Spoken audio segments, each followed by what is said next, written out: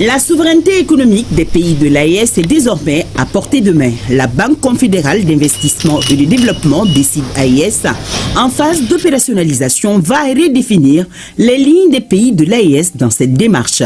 Grosso modo, c'est ce que les ministres AES de l'économie et des finances sont venus réitérer au président de la transition, le général d'armée Assimi Goïta, juste après la clôture de leurs travaux sur les documents de lancement de la BCID AES.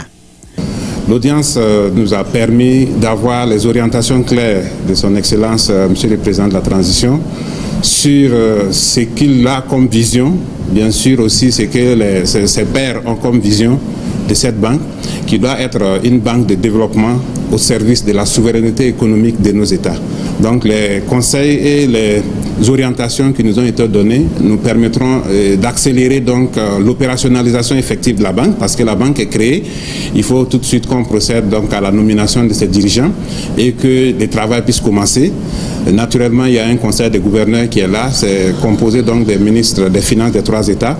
Ce conseil des gouverneurs va assumer donc la fonction de supervision au plus haut niveau et rendre compte au chef d'État et faire en sorte que la banque puisse répondre aux attentes de nos populations. Grâce à cette banque, nous allons pouvoir réaliser des projets structurants dans le domaine des infrastructures routières, dans le domaine agricole, dans le domaine de l'énergie. Il faut que ce soit des projets impactants, des projets qui profitent aux populations et des projets qui nous permettent de toujours rester sur la ligne de la souveraineté qui est tracée par nos 3 chefs d'État.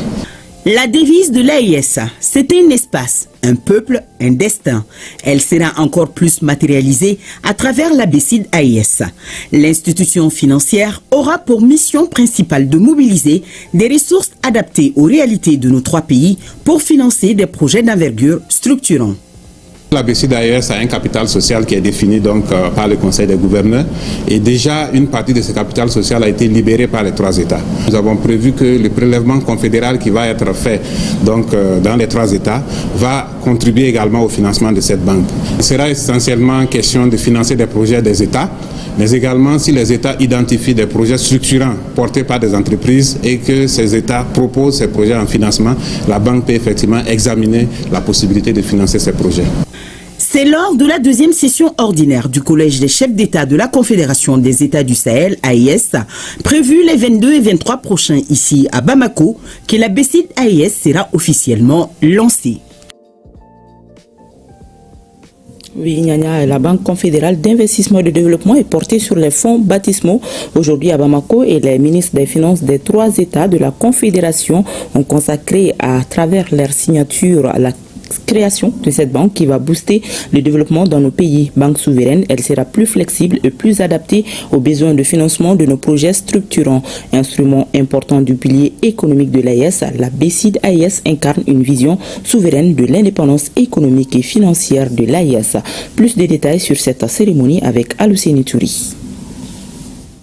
L'Assemblée générale constitutive de la Banque confédérale d'investissement et de développement a réuni ici à Bamako les ministres maliens, burkinabés et nigériens en charge de l'économie et des finances. En procédant à la signature des documents, ils concrétisent la volonté des 3 chefs d'État de la Confédération de bâtir un espace structuré, harmonieux et surtout tourné vers le développement endogène.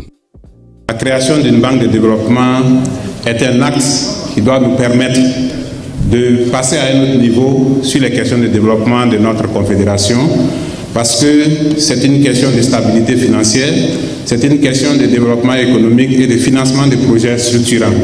Donc aujourd'hui, nous devons considérer que nous rentrons donc dans l'histoire avec la création de cette banque et nous devons faire en sorte que la banque puisse remplir toutes ses promesses qui consistent à financer des projets intégrateurs pour notre confédération et surtout à booster le développement de notre confédération.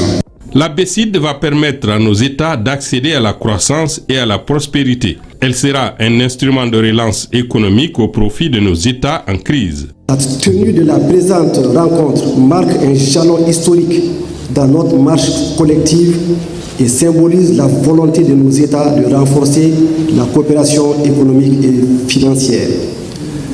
La création de la BCID AES permet de doter notre confédération d'un instrument financier souverain capable de soutenir nos ambitions de croissance de stabilité et de prospérité au plan régional.